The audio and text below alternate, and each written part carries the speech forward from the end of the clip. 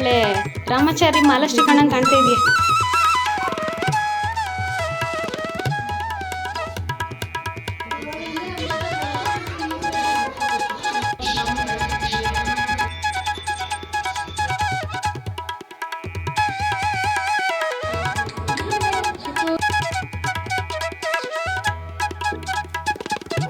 You are all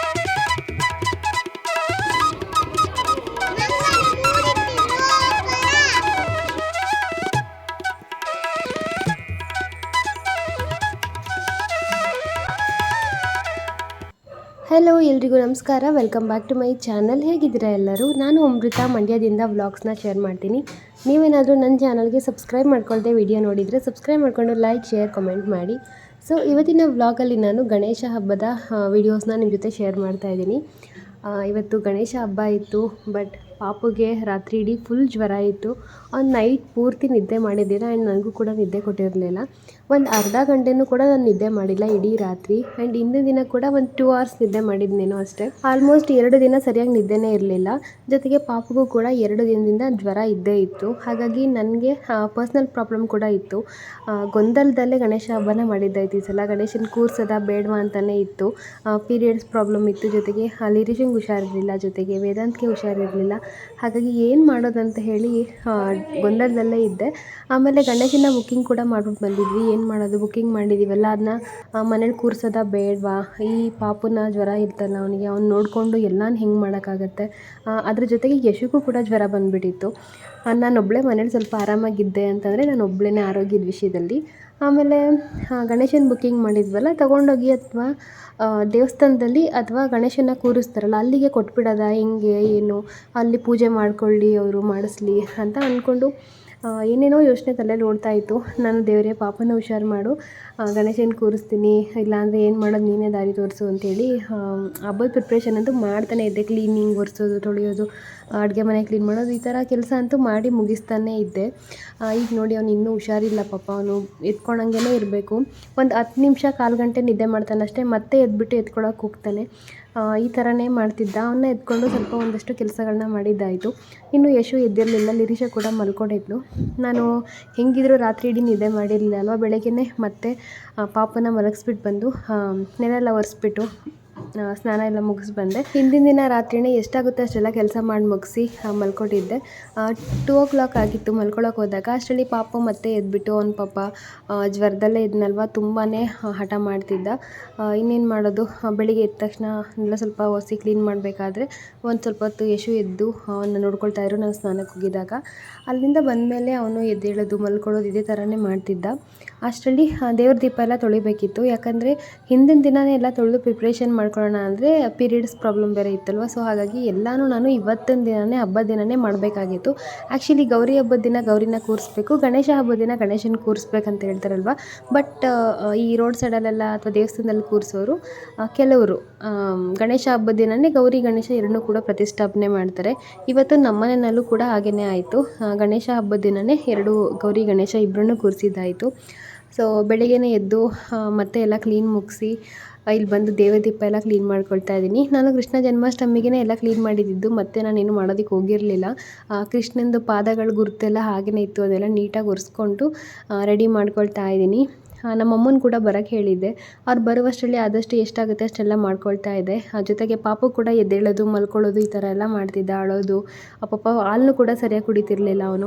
ಹೀಗೆಲ್ಲ ಆಗಿತ್ತು. ಅಷ್ಟರಲ್ಲಿ ಇವಾಗ ದೇವ್ರ ದೀಪ ಎಲ್ಲ ತೊಳೆಯೋದಕ್ಕೆ ಅಂತ ಬಂದಿದ್ದೀನಿ. ಯಶೋನು ಕೂಡ ಎಬ್ಬಿಸಿ ಅವರು ಕೂಡ ಸ್ನಾನ ಮುಗಿಸಿ ಸ್ವಲ್ಪ ಏನೇನೋ ಐಟಮ್ಸ್ ಎಲ್ಲ ತರಬೇಕಾಗಿತ್ತು. ಗಣೇಶನಿಗೆ ಸ್ವಲ್ಪ ಥಿಂಗ್ಸ್ಗಳೆಲ್ಲ ತರಬೇಕಾಗಿತ್ತು, ಪೂಜೆಗೆ ಸಂಬಂಧಪಟ್ಟಿದ್ದು, ನೈವೇದ್ಯಕ್ಕೆ ಸಂಬಂಧಪಟ್ಟಿದ್ದು ಇದೆಲ್ಲನೂ. ಅವರು ಕೂಡ ಎದ್ದು ಸ್ನಾನ ಮುಗಿಸಿ ಹೋದರು. ಪಾಪ ಅವ್ರಿಗೂ ಕೂಡ ಜ್ವರ ಇದ್ದೇ ಇತ್ತು, ಕಡಿಮೆನೇ ಆಗಿರಲಿಲ್ಲ. ಬಟ್ ಹಂಗೂ ಸ್ನಾನ ಮುಗಿಸಿ ಸ್ವಲ್ಪ ಶಾಪಿಂಗ್ ಅಂತ ಹೊರಗಡೆ ಹೋದರು.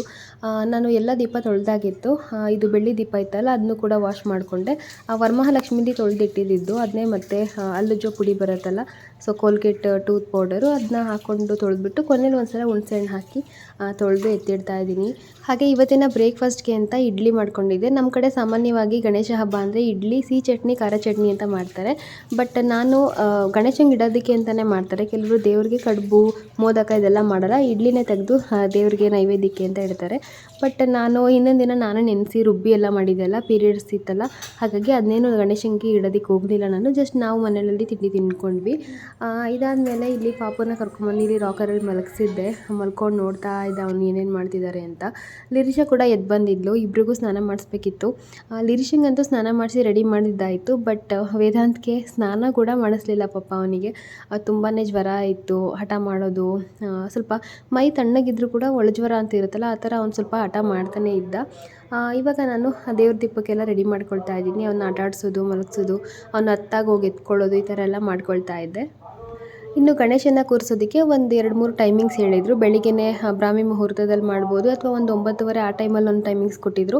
ಅದು ಬಿಟ್ಟರೆ ಇನ್ನು 11:30 ಏನೋ ಇತ್ತು, 11 ಗಂಟೆಯಿಂದ 12:30 ಒಳಗಡೆ ಏನೋ ಒಂದಿತ್ತು. ಸೊ ಹಾಗಾಗಿ ಆ ಟೈಮಿಂಗ್ಸಲ್ಲೇ ಕೂರಿಸೋಣ ಅಂಥೇಳಿ ಅಂದ್ಕೊಂಡಿದ್ವಿ. ಇವಾಗ ಯಶು ಕೂಡ ಕಾಲ್ ಮಾಡಿ ಏನೆಲ್ಲ ಬೇಕು ಕೇಳ್ಕೊಳ್ತಾ ಇದ್ರು. ಇದು ಬಾಳೆಕಂದೆಲ್ಲ ಬರುತ್ತಲ್ಲ, ಅದೆಲ್ಲ ತೊಗೊಂಬರೋಕ್ಕೆ ಅಂತ ಹೇಳಿದ್ದೆ. ಕೆಲವೊಂದು ಕಳಸ ಕೂಡ ಇರಲಿಲ್ಲ ನನ್ನ ಹತ್ರ, ಅದನ್ನು ಕೂಡ ತೊಗೊಂಬರೋಕ್ಕೆಲ್ಲ ಏನೇನೋ ಹೋಗಿದ್ರು. ಈಗ ಕಳಸ ಇಡಬೇಕಲ್ವ ಗೌರಿ ಗಣೇಶನ ಕೂರಿಸಿದಾಗ, ಅದು ಎಲ್ಲ. ಹಾಗೆಯೇ ಇದೊಂದು ಮೋದಕದ್ದು ಮೌಲ್ಡ್ನ ಆರ್ಡರ್ ಮಾಡ್ಕೊಂಡಿದ್ದೆ. ಇದು ಅಲ್ಯೂಮಿನಿಯಂ ಅನಿಸುತ್ತೆ. ಅದಲ್ಲದೆ ಇದೊಂದು ಪ್ಲಾಸ್ಟಿಕ್ ಗ್ರೀನ್ ಕಲರ್ ತೋರಿಸಿದ್ನಲ್ಲ, ಅದನ್ನು ನಾನು PUC ಓದಬೇಕಾದ್ರೆ ಆಲ್ಮೋಸ್ಟ್ 2011-12 ಇದ್ದಾಗ ತೊಗೊಂಡಿರೋದು. ನಮ್ಮ ಅಮ್ಮನ ಮನೆಗೆ ಅಂತ ತೊಗೊಂಡಿದ್ದು, ಬಟ್ ನಾನು ಇಲ್ಲಿಗೆ ಅಂತ ತೊಗೊಂಡ್ಬಂದಿದ್ದೆ ಅಲ್ಲಿಂದ. ಸೊ ಅದು ತಗೊಂಡು 12 ವರ್ಷ ಆಗಿ, 2012ರಲ್ಲಿ ತೊಗೊಂಡಿದ್ದು. ಅಲ್ಲಿಗೆ ಸುಮಾರು ವರ್ಷನೇ ಆಯಿತು, 12-13 ವರ್ಷನೇ ಆಯಿತು. ಅದೆಷ್ಟು ಗೊತ್ತಾ, ಜಸ್ಟ್ ₹5 ಅಷ್ಟೇ. ನಾನೇ ತೊಗೊಂಬಂದಿದ್ದು ಅದು. ನಾವು ಪಕ್ಷ ಹಬ್ಬ ಮಾಡ್ತೀವಲ್ವ, ಯಾವಾಗಲೂ ಕೈಯಲ್ಲೇ ಮಡಿಸಿ ನಮ್ಮಮ್ಮ ಮಾಡ್ತಿದ್ರು. ಅದು ನನಗೇನಂದರೆ ಕರ್ಜಿಕಾಯಿ ಅಂದರೆ ಇಷ್ಟ, ಬಟ್ ಅದು ಕೈಯಲ್ಲಿ ಮಡಿಸಿರ್ತಾರಲ್ಲ, ಆ ಭಾಗ ತುಂಬಾ ಗಟ್ಟಿ ಇರುತ್ತೆ. ಹಾಗಾಗಿ ಅದನ್ನ ತಿನ್ನೋದಕ್ಕೆ ಇಷ್ಟ ಆಗ್ತಿರ್ಲಿಲ್ಲ. ಸೊ ಹಾಗಾಗಿ ಪ್ರೆಷರ್ ಇರುತ್ತಲ್ಲ, ಇದನ್ನ ತೊಗೊಂಡೋಗಿ ಕೊಟ್ಟಿದ್ದೆ. ₹5 ಅಷ್ಟೇ ನಾನೇ ತೊಗೊಂಡೋಗಿದ್ದು. ಅದಿಷ್ಟು ನೆನಪಾಗಿದೆ ನೋಡಿ. ಇನ್ನು ಇಲ್ಲಿಗೆ ತೊಗೊಂಬಂದೆ. ಅದರಲ್ಲೂ ಕೂಡ ಕರ್ಜಿಕಾಯಿ ಅಥವಾ ಏನಾದರೂ ಮಾಡಿ ಇಡೋಣ ಅಂತ, ಆದಷ್ಟು ಮೋದಕನ ಮಾಡೋಣ ಅಂತ ಅಂದ್ಕೊಂಡಿದ್ದೀನಿ. ಇನ್ನೊಂದು ನೈವೇದ್ಯ ಏನಾದರೂ ಮಾಡೋಕ್ಕಾಗುತ್ತಾ ಹೆಂಗೆ ಅಂತ ನೋಡಿದೆ, ಬಟ್ ನಿಜವಾಗ್ಲೂ ನನ್ನ ಕೈಯಲ್ಲಿ ಮಾಡೋದಕ್ಕಾಗಲಿಲ್ಲ ಕರ್ಜಿಕಾಯ್ದು ಪ್ರೆಷರ್ನ ಬಳಸ್ಕೊಂಡು. ಸೊ ಇದಾದಮೇಲೆ ಇಲ್ಲಿ ದೀಪಗಳಿಗೆಲ್ಲ ಅರಿಶಿನ ಕುಂಕುಮ ಹಚ್ತಾ ಇದ್ದೆ. ಅವನು ಕೂಡ ಹಠ ಮಾಡ್ತಾ ಇದ್ದ. ಅವನು ಕೂಡ ಎತ್ಕೊಂಡು ಇದೆಲ್ಲ ರೆಡಿ ಮಾಡ್ಕೊಳ್ತಾ ಇದ್ದೀನಿ ಇವಾಗ. ಹಾಗೆ ನನಗೆ ಒಬ್ಬರು ಶಾಪಿಂಗ್ ಹೋಗಿದ್ದಾಗ ಒಬ್ಬರು ಆಂಟಿ ಸಿಕ್ಕಿದ್ರು. ಅವರು ಏನು ಮಾಡದೇ ಇದ್ರೂ ಪರವಾಗಿಲ್ಲ, ಅಟ್ಲೀಸ್ಟು ಹಾಲಿಟ್ಟು ಅಥವಾ ಹಣ್ಣೆಲ್ಲ ಇಟ್ಟು ಮಾಡು ಸಾಕು, ಏನೂ ಮಾಡೋಕ್ಕಾಗಲಿಲ್ಲ ಅಂದರೆ ತಲೆ ಕೆಡಿಸ್ಕೊಬೇಡ ಅಂತ ಅಂದಿದ್ರು. ಜೊತೆಗೆ ಆದರೆ ಮೋದಕವನ್ನು ಟ್ರೈ ಮಾಡೋದಕ್ಕೆ, ಇಲ್ಲಾಂದರೆ ಅದೂ ಬೇಡ, ನಿನ್ನ ಮಕ್ಳು ಇಟ್ಕೊಂಡು ಮಾಡೋದಕ್ಕಾಗಲ್ಲ ಅಂತ ಅವ್ರು ಹೇಳಿದರು. ಇಲ್ಲ ಆಂಟಿ ಮಾಡ್ತೀನಿ, ಮೋದಕ ಒಂದಾದರೂ ಮಾಡಿಡ್ತೀನಿ ಅಂತ ಅಂದ್ಕೊಂಡು ಬಂದಿದ್ದೆ. ಸೊ ಹಾಗೇ ಮೋದಕ ಮಾಡಿದ್ದಾಯಿತು ಬೆಳಗಿನ ಪೂಜೆಗೆ.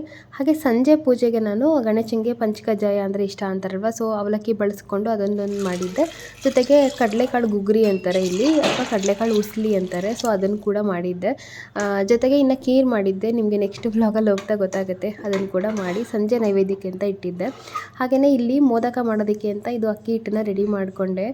ನನಗೆ ಫಸ್ಟ್ ಟೈಮ್ ಮೋದಕ ಮಾಡಿದ್ದೆ. ಯೂಟ್ಯೂಬಲ್ಲಿ ನೋಡ್ತಾನೆ ಇದ್ದೆ. ಯೂಟ್ಯೂಬ್, ಇನ್ಸ್ಟಾಗ್ರಾಮಲ್ಲಿ ಬರೀ ಮೋದಕ ಮಾಡೋದು ಹೇಗೆ ಅಂತ ನೋಡಿದ್ದೇ ಆಗಿತ್ತು. ಜೊತೆಗೆ ಖಾರದ ಕಡುಬು ಅಂತಾರಲ್ಲ, ಸೊ ಅದನ್ನು ನೋಡಿದ್ದಾಗಿತ್ತು. ಯಾವ್ದು ಮಾಡೋದು ಹೆಂಗೆ ಅಂತ ಎಲ್ಲ ನೋಡಿಕೊಂಡು ಜೊತೆಗೆ ಇದೊಂದು ಮೋದಕ ಮಾಡೋದಕ್ಕೆ ಬಂದಿದ್ದೀನಿ. ಆಮೇಲೆ ಏನಾಯ್ತಂದರೆ ಅಕ್ಕಿ ಹಿಟ್ಟೆಲ್ಲ ಜಾಸ್ತಿ ಮಾಡ್ಕೊಂಬಿಟ್ಟಿದ್ದೀನಿ. ಅಂದರೆ ನಾನು ಮಾಡಿದ್ದು ಫಿಲ್ಲರ್ ಬರುತ್ತಲ್ಲ, ಈ ಫಿಲ್ಲಿಂಗ್ ಇರುತ್ತಲ್ಲ, ಅದಕ್ಕೂ ಮ್ಯಾಚ್ ಆಗುತ್ತೆ. ಓಕೆ, ಸಾಕಾಗುತ್ತೆ. ಬಟ್ 21 ಮೋದಕ ಮಾಡಬೇಕಂತ ಅಂದ್ಕೊಂಡಿದ್ದೆ. ಅದಲ್ಲದೆ ಇನ್ನೂ 21 ಮಾಡ್ಬೋದಿತ್ತು. ಅಷ್ಟು ಅಕ್ಕಿ ಹಿಟ್ಟನ್ನು ಕಲಿಸ್ಕೊಂಡು ಮುದ್ದೆ ಮಾಡ್ಕೊಂಬಿಟ್ಟಿದ್ದೆ. ನಂಗೆ ಗೊತ್ತಿಲ್ಲಲ್ಲ ಎಷ್ಟು ಹಾಕಬೇಕು ಹೇಗೆ ಅಂತ. ಈಗ ಒಂದು ಐಡಿಯಾ ಬಂತು ಒಂದು ಸಲ ಮಾಡಿದ ಮೇಲೆ. ಮಾತ್ರ ತುಂಬಾ ಟೇಸ್ಟಿಯಾಗಿ ಚೆನ್ನಾಗಿತ್ತು. ಈ ಫಿಲ್ಲಿಂಗ್ ಏನಿದೆ ಇದಂತೂ ಸೂಪರಾಗಿ ಬಂದಿತ್ತು. ಗಣೇಶನಿಗೆ ಪೂಜೆ ಎಲ್ಲ ಆಗಿ ಸಂಜೆ ನೈವೇದ್ಯ ಎಲ್ಲ ತೊಗೊಂಡಾದಮೇಲೆ ಎಲ್ಲರೂ ತಿಂದು ಚೆನ್ನಾಗಿದೆ ಅಂತ ಹೇಳಿದ್ರು. ಅಷ್ಟು ಟೇಸ್ಟಿಯಾಗಿ ಚೆನ್ನಾಗಿ ಬಂದಿತ್ತು. ಈಗ ಮೋಲ್ಡ್ನ ಬಳಸ್ಕೊಂಡು ನಾನು ಮೋದಕನ ರೆಡಿ ಮಾಡ್ಕೊಳ್ತಾ ಇದ್ದೀನಿ. ಇದನ್ನಂತೂ ಸುಮಾರು ಸಲ ಯೂಟ್ಯೂಬಲ್ಲಿ ನೋಡಿದ್ದೀನಿ. ಸುಮಾರು ಜನ ಹೆಂಗೆ ಮಾಡ್ತಾರೆ ಏನು ಅಂತೆಲ್ಲ. ಕೆಲವರು ಕೈಯಲ್ಲೇ ಎಷ್ಟು ಚೆನ್ನಾಗಿ ಮಾಡಿಬಿಡ್ತಾರಲ್ವ. ಸೊ ನಾನಿದು ಮೋಲ್ಡ್ನ ತರಿಸ್ಕೊಟ್ಟಿದ್ದೆ ಸುಮ್ಮನೆ ರಿಸ್ಕ್ ಬೇಡ ಅಂತ ಹೇಳಿ. ಮಾತ್ರ ಶೇಪ್ ಕೂಡ ಚೆನ್ನಾಗಿ ಬಂತು, ಜೊತೆಗೆ ಟೇಸ್ಟಿಯಾಗಿ ಕೂಡ ಚೆನ್ನಾಗಿತ್ತು. ಮೇ ಬಿ ನಮ್ಮ ಗಣೇಶಂಗೆ ಇಷ್ಟ ಆಗಿರುತ್ತೆ ಅಂತ ಅಂದ್ಕೊಳ್ತೀನಿ. ಹಾಗೆ ನಾನೀಗ ವೇರ್ ಮಾಡಿರೋದು ಹೊಸ ಕುರ್ತಿನೇ ಆಗಿತ್ತು. ಸ್ಯಾರಿ ಹಾಕೊಬೇಕಂತ ಅಂದ್ಕೊಂಡಿದ್ದೆ ಪೂಜೆ ಹೊತ್ತಿಗೆ, ಬಟ್ ಆ ಟೈಮ್ಗೆ ರೆಡಿ ಆಗೋದಕ್ಕಾಗಲಿಲ್ಲ. ಯಾಕಂದರೆ ಪಾಪು ಒಂದು ತುಂಬಾ ಹಿಂಸೆ ಕೊಟ್ಬಿಟ್ಟ, ಅವ್ನಿಗೆ ಆಗ್ತಿರಲಿಲ್ಲ ಅಲ್ವಾ. ಸೊ ಅವನು ಎಲ್ಲನೂ ನಮ್ಮ ಮೇಲೆ ಆಗ್ತಿದ್ದ. ಜೊತೆಗೆ ಅವನ್ನ ನೋಡ್ಕೊಂಡು ನನಗೂ ಕೂಡ ರೆಡಿ ಆಗಬೇಕಂತ ಅನಿಸ್ಲಿಲ್ಲ. ಆಮೇಲೆ ಅವನಿಗೆ ಸ್ನಾನ ಕೂಡ ಮಾಡಿಸೋದಕ್ಕಾಗಲಿಲ್ಲ ಅಂತ ನಂಗೆ ತುಂಬಾ ಗಿಲ್ಟ್, ಒಂಥರ ಏನೋ ಬೇಜಾರಾಗ್ತಾನೆ ಇತ್ತು. ಹಾಗಾಗಿ ಟೈಮ್ ಕೂಡ ಇರಲಿಲ್ಲ ರೆಡಿ ಆಗೋದಕ್ಕೆ. ಹಾಗಾಗಿ ಹೀಗೆ ಸಿಂಪಲ್ಲಾಗಿ ರೆಡಿಯಾಗಿ ಪೂಜೆ ಮಾಡಿದ್ದಾಯಿತು.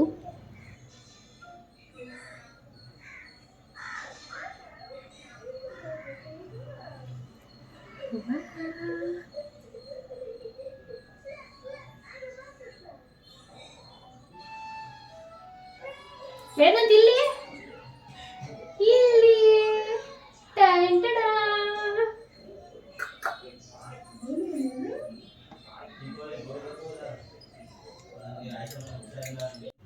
ಇನ್ನು ಮೋದಕ ಫಸ್ಟ್ ಟೈಮ್ ಮಾಡಿದೆ ಅಲ್ವಾ, ಅದು ಚೆನ್ನಾಗಿ ಬಂತು. ಚೆನ್ನಾಗಿ ಬಂದಿದ್ದ ತಕ್ಷಣ ನನಗಂತೂ ಫುಲ್ ಖುಷಿ ಆಗೋಯ್ತು. ನನ್ನ ಫೇಸ್ ನೋಡಿದ್ರೆ ಗೊತ್ತಾಗುತ್ತೆ ನಿಮಗೆ, ಅಷ್ಟು ಖುಷಿ ಆಯಿತು ನನಗೆ. ಚೆನ್ನಾಗಿ ಯಾವುದಾದ್ರೂ ಕೆಲಸ ಮಾಡಿದ್ರೆ ಅದು ಔಟ್ಪುಟ್ ಅಥವಾ ರಿಸಲ್ಟು ಚೆನ್ನಾಗಿ ಬಂದುಬಿಟ್ರೆ ಇನ್ನೂ ಖುಷಿ ಆಗಿಬಿಡತ್ತೆ. ಹೀಗಾಗಿ ನನಗೂ ಕೂಡ ಮೋದಕ ಮಾಡಿದ್ದು ತುಂಬಾ ಖುಷಿ ಆಯಿತು. ಆ್ಯಂಡ್ ಆ ಶೇಪ್ ನೋಡಿದ ತಕ್ಷಣವೇ ಏನೋ ಒಂಥರ ಆನಂದ ಆಗೋಯ್ತು ನನಗೆ. ನನ್ನ ಮಗನಿಗೂ ತೋರಿಸ್ತಾ ಇದ್ದೆ. ಅವನ್ನ ಅಮ್ಮ ಎತ್ಕೊಂಡು ಸ್ವಲ್ಪ ಎಲ್ಲ ಓಡಾಡ್ಕೊಂಡಿದ್ರು. ನಾನು ಹೇಳ್ದಂಗೆ ಸ್ವಲ್ಪ ಸಣ್ಣ ಪುಟ್ಟ ಕೆಲಸ ಮಾಡ್ಕೊಡ್ತಿದ್ರು. ಜೊತೆಗೆ ಅವನ್ನ ತೂಗೋದು ಮಲಗಿಸೋದೆಲ್ಲ ನಮ್ಮ ಅಮ್ಮನೇ ಮಾಡ್ತಾಯಿದ್ರು. ಇಷ್ಟರಲ್ಲಿ ಗಣೇಶನ ತರೋದಕ್ಕೆ ಅಂತ ಹೋಗಬೇಕಾಗಿತ್ತು. ಹಾಗಾಗಿ ಲಿರೀಶನ್ನು ಕೂಡ ಸ್ನಾನ ಮಾಡಿಸಿ ಅವಳಿಗೂ ಕೂಡ ರೆಡಿ ಮಾಡಿದ್ದಾಯಿತು. ಅವಳಿಗೆ ಹೊಸದು ಡ್ರೆಸ್ ತೊಗೊಂಬಂದಿದ್ವಿ, ಅದರಲ್ಲಂತೂ ಮುದ್ದಾಗಿ ಕಾಣಿಸ್ತಿದ್ಲು, ನೀವು ನೆಕ್ಸ್ಟ್ ನೋಡ್ತೀರಾ. ಹಾಗೆ ನನ್ನ ಹತ್ರ ಏನು ಸ್ಟೀಮರ್ ಬರುತ್ತಲ್ಲ ಅದಿಲ್ಲ. ಹೆಂಗೆ ಮಾಡೋದು ಸ್ಟೀಮ್ ಅಂತ ಯೋಚನೆ ಮಾಡ್ತಾಯಿದ್ದೆ. ಆಮೇಲೆ ಇದೊಂದು ಐಡಿಯಾ ಹೊಳಿತು. ಒಂದು ಪಾತ್ರೆ ಮೇಲೆ ನಾನು ಈ ಥರ ತೂತಿರುತ್ತಲ್ಲ ಆ ಥರದ್ದು ಪಾತ್ರೆನ ಇಟ್ಬಿಟ್ಟು ಒಂದು ಲೇಯರ್ ಬಾಳೆ ಎಲೆ ಹಾಕಿಬಿಟ್ಟು ಅದ್ರ ಮೇಲೆ ಮೋದಕಗಳನ್ನ ಜೋಡಿಸಿದ್ದೀನಿ. ಮತ್ತು ಅದ್ರ ಮೇಲೆ ಇನ್ನೊಂದು ಲೇಯರ್ ಬಾಳೆ ಎಲೆನ ಹಾಕ್ಬಿಟ್ಟು ಮೇಲೆ ಮತ್ತೆ ಮೋದಕನ ಜೋಡಿಸ್ಬಿಟ್ಟು ಈ ಥರ ಮುಚ್ಚಿಬಿಟ್ಟು, ಇದು ಗ್ಲಾಸ್ ಲಿಡ್ ಇದೆ ಅದನ್ನು ಮುಚ್ತೀನಿ, ಗೊತ್ತಾಗುತ್ತೆ ಏನಾಗ್ತಿದೆ ಒಳಗಡೆ ಅಂತ. ಸೊ ಗ್ಲಾಸ್ ಲಿಡ್ನ ಮುಚ್ಚಿಬಿಟ್ಟು ಆನಂತರ ನಾನು ಮೋದಕನ ಹಬೆನಲ್ಲಿ ಸ್ಟೀಮ್ ಮಾಡಿಕೊಂಡೆ. ಸ್ಟೀಮರ್ದು ಚೆನ್ನಾಗಿ ವರ್ಕ್ ಆಯಿತು. ಬಟ್ ನೋಡೋಣ, ನೆಕ್ಸ್ಟ್ ಹಬ್ಬದಷ್ಟರಲ್ಲಿ ಸ್ಟೀಮರ್ ಅಂತೂ ತೊಗೊಬೇಕಂತ ಅನಿಸಿದೆ. ಅಷ್ಟರಲ್ಲಿ ಆಗುತ್ತಾ ಹೆಂಗೆ ನೋಡೋಣ. ಕೆಲವೊಂದು ಟೈಮಲ್ಲಿ ಸ್ಟೀಮರ್ ಇದ್ದರೆ ಬೆಟರ್ ಅಂತ ಅನಿಸುತ್ತೆ. ಹಿಂದೆ ತಿರುಗು.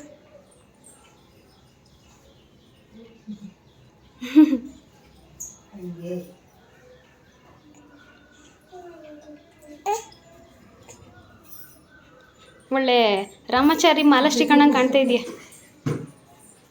ಎಲ್ಲಿಗೊಂಟ್ರಿ? ಗಣಪತಿ ತರಕ್ಕೆ ಹೋಗ್ತಾ ಇದ್ದೀರಾ? ಗೌರಮ್ಮನ ನಮ್ಮ ಪುಟ್ಟಗೌರಿ ಅಂತೂ ಮುದ್ದಾಗಿ ರೆಡಿ ಆಗಿದ್ಲು. ಅಷ್ಟರಲ್ಲಿ ಅಪ್ಪ ಮಗಳಿಬ್ರು ಗಣೇಶನ ತರೋದಕ್ಕೆ ಅಂತ ಹೋದರು. ಗಣೇಶನ ತೊಗೊಂಬಂದರು. ಅಷ್ಟರಲ್ಲಿ ಗಣೇಶ ಗೌರಿ ಮುಂದೆ ಏನೆಲ್ಲ ವಸ್ತುಗಳನ್ನ ಇಡಬೇಕು, ಗೌರಿಗೆ ಮಡ್ಲಕ್ಕಿ, ಗಣೇಶನಿಗೂ ಕೂಡ ಒಂದಷ್ಟು ವಸ್ತುಗಳು, ಜೊತೆಗೆ ನೈವೇದ್ಯಕ್ಕೆ ಮೋದಕ, ಹಣ್ಣು ಕಾಯಿ, ಪೂಜೆಗೆ ಹೂವು, ಹಣ್ಣುಗಳು, ಇದೆಲ್ಲನೂ ರೆಡಿ ಮಾಡಿ ಇಟ್ಟಿದ್ದಾಗಿತ್ತು. ಹಾಗೆಯೇ ಗಣೇಶನ ತೊಗೊಂಬರ್ಬೇಕಾದ್ರೆ ಇದೊಂದು ಅವ್ರನ್ನ ಏನಂತಾರೆ ಶುದ್ಧಿ ಮಾಡೋದಕ್ಕೂ ಅದೇನೋ ಹೇಳಿದ್ರಪ್ಪ ನನ್ನ ಫ್ರೆಂಡು. ಸೊ ಅದಕ್ಕೆ ಅರಿಶಿನ ಮತ್ತು ನೀರನ್ನು ಕಲಿಸ್ಕೊಬೇಕಂತೆ. ಸ್ವಲ್ಪ ನೀರೊಳಗಡೆ ಅರಿಶಿನ ಹಾಕಿ ಕಲಿಸ್ಕೊಂಡು ಹೂ ಸಹಾಯದಿಂದ ಈ ಥರ ಮೇಲೆ ಪ್ರೋಕ್ಷಣೆ ಮಾಡೋದು. ಗಣೇಶನ ಮನೆ ಒಳಗಡೆ ತರಬೇಕಾದ್ರೆ ಈ ಥರ ನೀರು ಹಾಕಬೇಕು ಅಂತ ಹೇಳಿದ್ರು. ಹೂ ನೀರು ಅಂತಲೇ ಏನೋ ಹೇಳಿದ್ರು ಅನಿಸುತ್ತೆ, ಮರ್ತೋಗಿದೆ ನನಗೆ. ಹಾಕಿಬಿಟ್ಟು ಆಮೇಲೆ ಒಳಗಡೆ ಕರ್ಕೊಳ್ಳೋದು ಆರತಿ ಮಾಡಿ. ಅದನ್ನು ಮಾಡಬೇಕಂತ ಹೇಳಿದ್ರು. ಹೀಗೆ ಒಬ್ಬೊಬ್ಬರು ಒಂದೊಂದು ಥರ ಹೇಳ್ಕೊಡ್ತಲ್ವ ವಿಷಯಗಳು, ಆವಾಗ ತಿಳ್ಕೊಂಡಂಗೆ ಆಗುತ್ತೆ. ಒಂದಿಬ್ಬರು ನನಗೆ ಬೇರೆ ಬೇರೆ ಥರ ಎಲ್ಲ ಟಿಪ್ಸ್ ಎಲ್ಲ ಕೊಟ್ಟರು. ಒಬ್ಬರು ಆಂಟಿ ಸಿಕ್ಕಿದ್ರು ಅಂದಲ್ಲ, ಅವರು ಕೂಡ ಸುಮಾರು ಐಡಿಯಾಸ್ನ ಹೇಳ್ಕೊಟ್ರು. ಪಾಪ ಅವ್ರ ಅಂಗಡಿನಲ್ಲಿ ಸಿಕ್ಕಿದ್ರು, ಅವ್ರ ಫೋನ್ ನಂಬರ್ ಕೇಳಿದೆ, ಕೊಟ್ಟರು. ಗಣೇಶನಿಗೆ ಏನೆಲ್ಲ ಮಾಡಬೇಕು ಅದನ್ನೆಲ್ಲ ಹೇಳ್ಕೊಟ್ರು. ಅವ್ರನ್ನಂತೂ ನೆನೆಸ್ಕೊಳ್ಳಬೇಕು ಈ ಟೈಮಲ್ಲಿ. ಯಾಕಂದರೆ ನನಗೆ ಸುಮಾರು ಐಡಿಯಾಸ್ ನನಗೆ ಹಿಂಗೆ ಏನು ಅಂತ ಗೊತ್ತಿರಲಿಲ್ಲ. ಫಸ್ಟ್ ಟೈಮ್ ಗಣೇಶನ ಕೂರಿಸ್ಬೇಕಂತ ಅಂದ್ಕೊಂಡ್ಬಿಟ್ಟಿದ್ದೀನಿ. ಬಟ್ ಏನಂದರೆ ಏನೂ ಗೊತ್ತಿಲ್ಲ ನನಗೆ. ಆ ಆಂಟಿ ಒಬ್ಬರು ತುಂಬ ಹೆಲ್ಪ್ ಮಾಡಿದ್ರು. ಕಾಲ್ ಮಾಡೆಲ್ಲ ಕೇಳಿದೆ, 2 ಸಲ 3 ಸಲ ಎಲ್ಲನೂ ಅವರು ಸಮಾಧಾನವಾಗಿ ಹೇಳಿಕೊಟ್ರು. ಹೆಂಗೋ ಗಣೇಶನ ಪೂಜೆಗೆ ಎಷ್ಟು ಜನ ಸಹಾಯ ಮಾಡಿದ್ರು ನನಗೆ ಅಂತ ಅನ್ನಿಸ್ತು. ದೇವರೇ ಹಿಂಗೆ ಬಂದು ಯಾರ್ದೋ ರೂಪದಲ್ಲಿ ಈ ಥರ ಹೆಲ್ಪ್ ಮಾಡಿದ್ರು ಅಂತಲೂ ಅನ್ನಿಸ್ತು. ಗಣೇಶನ ಒಳಗಡೆ ಕರ್ಕೊಂಬಂದ್ವಿ ಆರತಿ ಮಾಡಿ. ಗಣೇಶ ಗೌರಿನ ಈ ಥರ ಮೊದಲು ಈ ಕೆಳಗಡೆ ಕೂರಿಸಿದ್ರು. ಆಮೇಲೆ ಮೇಲೆ ಅಕ್ಕಿ ಎಲ್ಲ ಹಾಕಿ ರೆಡಿ ಮಾಡಿದ್ದೆ, ಬಾಳೆ ಎಲೆ ಹಾಕಿ ಅಕ್ಕಿನ ಇಟ್ಟು ರೆಡಿ ಮಾಡಿದ್ದೆ. ಅಲ್ಲಿ ಗಣೇಶ ಗೌರಿನ ಪ್ರತಿಷ್ಠಾಪನೆ ಮಾಡಬೇಕು. ಹಾಗೆ ಮೊದಲು ಗೌರಿನ ಪ್ರತಿಷ್ಠಾಪನೆ ಮಾಡಬೇಕು. ಮೊದಲು ತಾಯಿನ ಕರ್ಕೊಂಬಂದು ಆಮೇಲೆ ಮಗನ್ನು ಕೂಡ ಕರ್ಕೊಂಬರ್ಬೇಕಿತ್ತು. ಅದಕ್ಕೂ ಮುಂಚೆ ಗೌರಿನ ಪ್ರತಿಷ್ಠಾಪನೆ ಮಾಡಿದಾಗ ನಾವು ಮನೆ ದೇವ್ರಿಗೂ ಕೂಡ ಪೂಜೆ ಮಾಡ್ಕೊಂಡ್ವಿ. ಜೊತೆಗೆ ಈ ಸಗಣಿನಲ್ಲಿ ಗಣೇಶನ ಮಾಡ್ತೀವಿ ನೋಡಿ, ಸಗಣಿ ಉಂಡೆ ಮತ್ತು ಗರಿಕೆ ಇಟ್ಟು ಅದಕ್ಕೂ ಕೂಡ ಫಸ್ಟ್ ಪೂಜೆ ಮಾಡಬೇಕು. ಯಾಕಂದರೆ ವಿಘ್ನ ವಿನಾಶಕ ವಿಘ್ನೇಶ್ವರ ಅಂತೇಳಿ ಫಸ್ಟು ಪೂಜೆ ಮಾಡ್ತೀವಲ್ವ. ನಾವು ಗಣೇಶ ಹಬ್ಬಕ್ಕೆ ಯಾವುದೇ ರೀತಿ ವಿಘ್ನ ಬರದೇ ಇರಲಿ ಅಂತ ಮತ್ತೆ ವಿಘ್ನೇಶ್ವರನಿಗೆ ಫಸ್ಟ್ ಪೂಜೆ ಮಾಡಬೇಕಂತೆ. ಕುರುಮೇ ದೇವ ಸರ್ವಕಾರ್ಯೇಷು ಸರ್ವದಾ ನಮಸ್ತೇಸ್ತು ಮಹಾಮಾಯೆ ಶ್ರೀಪೀಠೆ ಸುರಪೂಜಿತೆ ಶಂಖಚಕ್ರ ಗದಾಹಸ್ತೆ ಮಹಾಲಕ್ಷ್ಮಿ ನಮೋಸ್ತುತೆ. ಓಂ ವಿಘ್ನ ವಿನಾರಕ ವಿಘ್ನೇಶ್ವರ ಏಕದಂತ ನಂಜುಂಡೇಶ್ವರ ಶ್ರೀಕಂಠೇಶ್ವರ ಶ್ರೀಮನ್ನಾರಾಯಣ ವಕ್ರತುಂಡ ಮಹಾಕಾಯ ಸೂರ್ಯಕೋಟಿ ಸಮಪ್ರಭ ನಿರ್ವಿಘ್ನಂ ಕುರುಮೇ ದೇವ ಸರ್ವಸ್ವಾಮಿ ನಮಸ್ತೇಸ್ತು ಮಹಾಮಾಯೆ ಮಂಗಲ್ಯೆ ಶಿವೆ ಸರ್ವಾರ್ಥ ಸಾಧಕೆ ಶರಣ್ಯೆ ತ್ರ್ಯಂಬಕೆ ಗೌರಿ ನಾರಾಯಣಿ ನಮೋಸ್ತುತೆ. ಕರ್ಕೊಬನ್ನಿ ಅವನುವೆ. ಆಯಿತಾ? ಇಲ್ಲಿ ವಿಘ್ನೇಶ್ವರಂಗೆ ಮಾಡು ಆಯಿತಾ? ಅದು ವಿಘ್ನೇಶ್ವರಂಗೆ ಈಗ ಅದನ್ನ ತೊಳಕಿ ಅಯ್ಯಮ್ಮ ಹಚ್ಚಿ ಬರಬೇಕಲ್ಲ.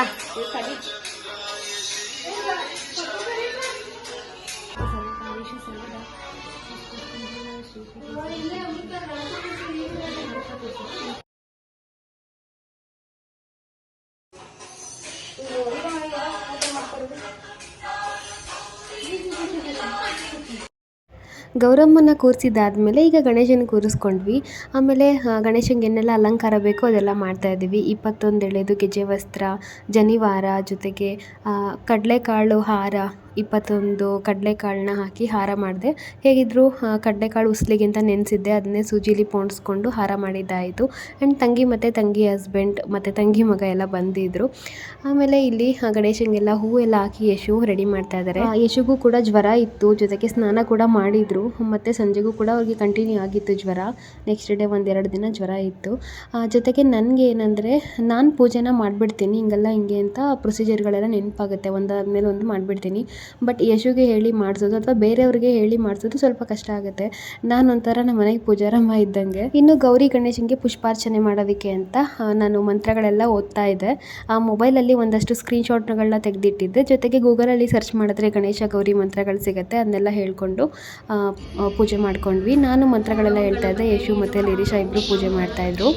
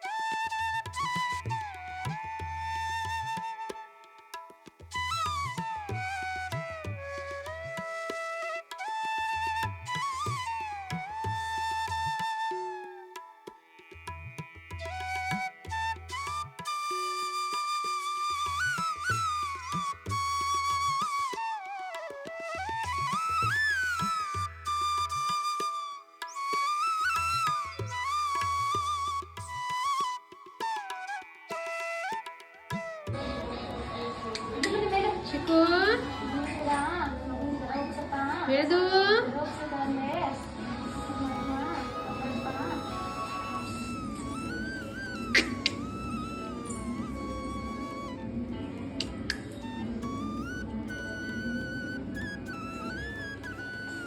లేదు అడ్బిట్ కూడా మమ్మీ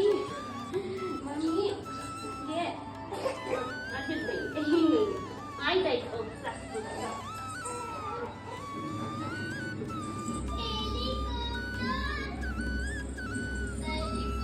ಇಲ್ಲಿ ಇಲ್ಲಿ ವೇದು ಏನ್ ಮಾಡೋಣ ಅಂತ ನೋಡ್ತಿದ್ಯಾ?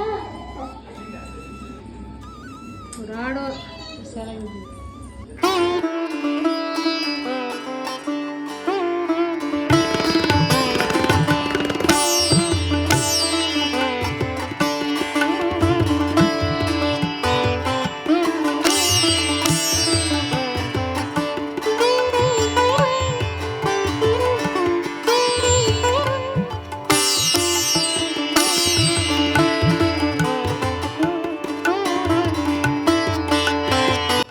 ಇನ್ನು ಮಧ್ಯಾಹ್ನದ ಅಡುಗೆ ಎಲ್ಲ ಆಗಿದ್ದು ಲೇಟೇ ಆಯಿತು. ಪಾಪುನ ಇಟ್ಕೊಂಡು ಸ್ವಲ್ಪ ಪ್ರಿಪ್ರೇಷನ್ ಮಾಡೋಷ್ಟರಲ್ಲಿ ಲೇಟ್ ಆಗೋಯಿತು.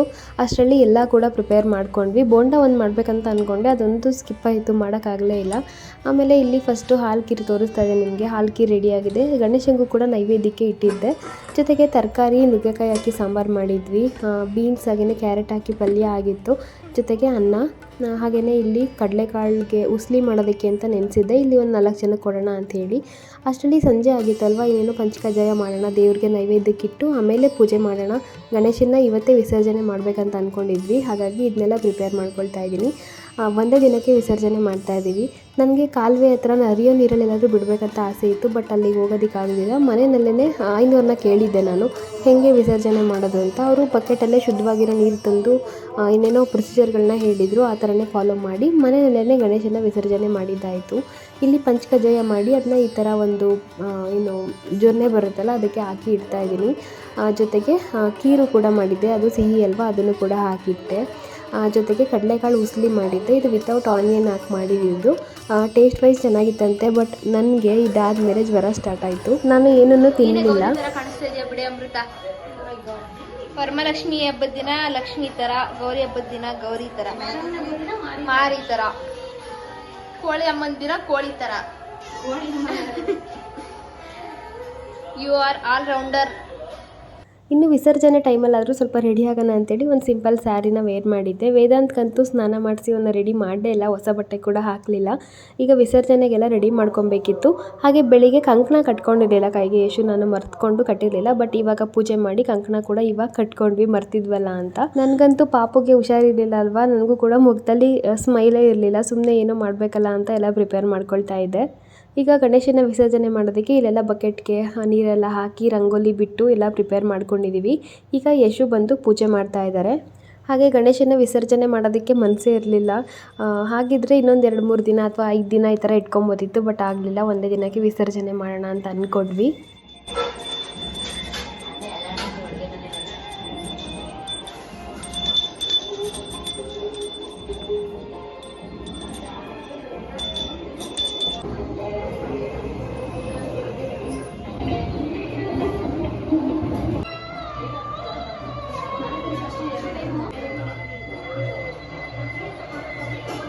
ಇನ್ನು ನನಗೆ ಇಷ್ಟೊತ್ತಿಗಾಗಲೇ ಯಾಕೋ ಹುಷಾರು ತಪ್ತೀನಿ ಅಂತ ಅನ್ನಿಸ್ತಾ ಇತ್ತು. ಉಸಿರಾಡ್ತಾ ಇದ್ದರೆ ಬಿಸಿ ಗಾಳಿ ಹೊರಗಡೆ ಬಂದಂಗೆ ಫೀಲ್ ಆಗ್ತಿತ್ತು.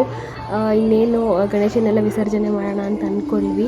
ಇದಾದಮೇಲೆ ಜ್ವರ ಚೆಕ್ ಮಾಡಿದ್ರೆ ನನಗೂ ಕೂಡ 100 ದಾಟಿ ಹೊಟ್ಟೋಗ್ಬಿಟ್ಟಿತ್ತು. ಇದೆಲ್ಲ ಆದಮೇಲೆ ಪಾಪಗೂ ಕೂಡ ಜಾಸ್ತಿ ಜ್ವರ ಅನ್ನಿಸ್ತಾ ಇತ್ತು. ಅವನಿಗೂ ಕೂಡ ಜ್ವರ ಬಿಡ್ತಾ ಇರಲಿಲ್ಲ. ಹಾಗಾಗಿ ನನಗೂ ಜ್ವರ ಸ್ಟಾರ್ಟ್ ಆಯಿತು. ಹಾಸ್ಪಿಟಲ್ಗೆ ಅಂತ ಹೊರಟ್ಬಿಟ್ವಿ. ಅದೆಲ್ಲ ನಾನು ನೆಕ್ಸ್ಟ್ ವ್ಲಾಗಲ್ಲಿ ಶೇರ್ ಮಾಡ್ತೀನಿ. ಇವಾಗ ಪೂಜೆ ಮಾಡ್ತಾ ಇದ್ದೀವಿ.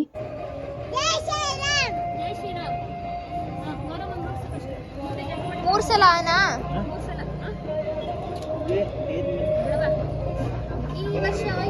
ಮುಂದಿನ ವರ್ಷ ಬರ್ತಾನೆ, ಈ ವರ್ಷ ಬರ್ತಾರೆ. ಜೈ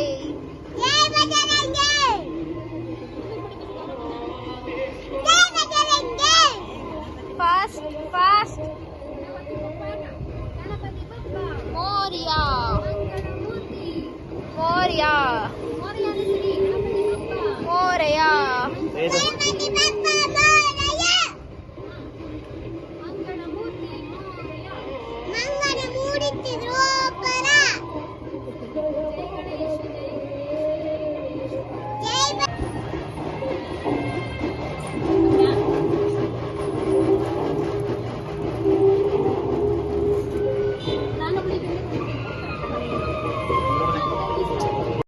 ಸೊ ಇದಾಗಿತ್ತು ನಮ್ಮ ಗೌರಿ ಗಣೇಶ ಹಬ್ಬದ ವ್ಲಾಗ್. ಸೊ ಈ ವ್ಲಾಗ್ ನಿಮಗೆ ಇಷ್ಟ ಆಗಿದ್ರೆ ನನ್ನ ಚಾನಲ್ಗೆ ಸಬ್ಸ್ಕ್ರೈಬ್ ಮಾಡಿಕೊಂಡು ಲೈಕ್, ಶೇರ್, ಕಮೆಂಟ್ ಮಾಡಿ. ನೆಕ್ಸ್ಟ್ ವ್ಲಾಗಲ್ಲಿ ಸಿಗ್ತೀನಿ. Bye, take care, love you all.